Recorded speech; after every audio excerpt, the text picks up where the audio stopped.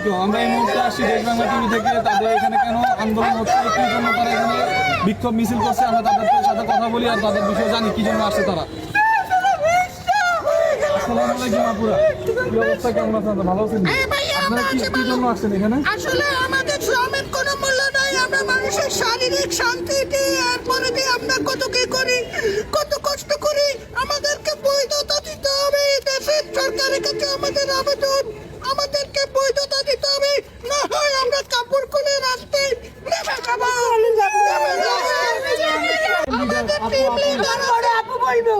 আপনি এনাদের লিডার আর কি। আচ্ছা, এখন আপনারা কি চাচ্ছেন, কার কাছে অভিযোগ জানাচ্ছেন আপনারা? আমরা এদেশের সরকারের কাছে আমরা যাব। আমাদের শান্তি, এই শ্রমের মধ্যে পাই না। আমরা রাজুতে যাব, আমরা ইউনূস সাহেবের কাছে যাব, আমরা পতিতালয়তে কাজ করি। এরপরে আমাদের বৈধতা দিতে হবে। আমরা আমাদের কাজের মূল্যায়ন চাই। আমরা যেন সরকারিভাবে কাজ করতে পারি, সেটা নিয়ে আপনারা আমাদের সাথে থাকবেন। আর নাহলে আমরা রাজপথ অবরোধ করব। এই হচ্ছে আমাদের দাবি। আপনি কি বলতে যাচ্ছেন এই ব্যাপারে নিয়ে?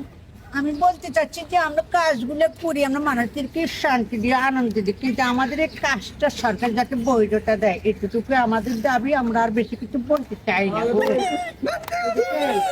আমার দাবি, আমার দাবি।